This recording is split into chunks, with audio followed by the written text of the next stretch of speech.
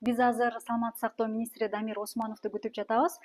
Биз ал кишиден алдыда Шанхай кызматташтык уюмунун саммити жана дүйнөлүк көчмөндөр оюндары учурунда ак халатчандар кандай иштейт, кайсыл өзгөчө тартипте иштешет, өзүнөн сурап билебиз.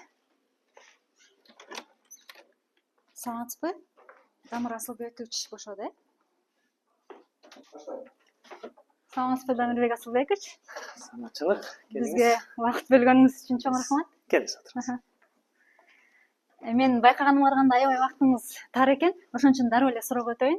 Алдыда эки чоң иш-чара өткөнү турат. Ушул эки эл аралык иш-чарага саламаттык сактоо кызматкерлери, министрлигинин кызматкерлери негизи эле ак халатчандар канчалык деңгээлде даяр? Кош келипсиз. Биз бул алдыбыздагы эки чоң мероприятияга толугу менен даярбыз. Биз июнь айынан баштап эле бул иш-чараларга даярдана баштаганбыз. 3 жолу штаб өткөзүп, атайын кырчынга барып, атайын сценарийлер менен биздин медицина кызматкерлери жана МЧСтин кызматкерлери чогуу ВОЗдун жардамы менен ушундай тренировочныйларды өткөнбүз. Толугу менен ал тренировочный мындай мероприятиялардан кийин схемаларды даярдадык. Канча машина, канча локацияга, канча врачты привлекать этебиз жана кимди кантип кабар беребиз, кайсы бейтапты кайсы жакка ыкчам түрдө алып барабыз деп толугу менен биз даярдадык. Ошондо канча адис тартылып атат?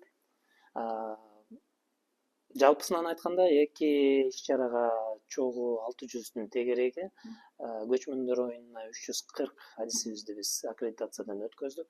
Калгандары болсо бул жакта ШОСко жардам беришет. Тез жардам кызматкерлери кандай иштейт? Себеби бул ошол мезгилде өзгөчө кырдаалдар жаралып калышы мүмкүн. Ушул моменттерди эске алдыңыздар да? Ооба, албетте эске алдык.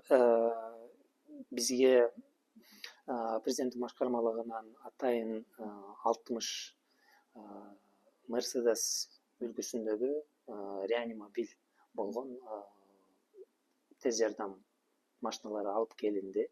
Аларды биз ШОСто дагы, көчмөндөр оюнда да колдонобуз. ШОСто 20 делегация келейин деп атат. Ар бир делегацияга бирден тез жардам унаасы кеткенге чейин 24 саат жанында коштоп жүрөт. Андан сырткары Бишкек аренага биз 15 тез жардам унаасын коебуз. Ар бир тез жардам унаасында 3төн же 4төн медицина кызматкери болот. Ошондой эле Бишкек аренанын ичинде ар бир этажына 2ден медпункт болот. Ар бир медпунктта 2ден биздин кызматкерлер болот. Жана келген коноктордун калган гостиницаларында дагы 50гө жакын биздин кызматкерлерибиз жардам көрсөтүп турат. Бул жардамдардын баардыгы акысыз болот, мисалы чет өлкөлүктөргө деле, кыргыз жарандары сыяктуу эле акысыз жардам көрсөтүлөт да. Ооба.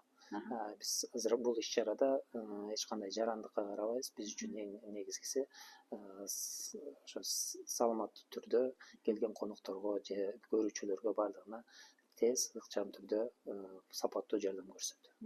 Мындай учурда биз албетте өзүбүздүн жарандарды да эске алышыбыз керек.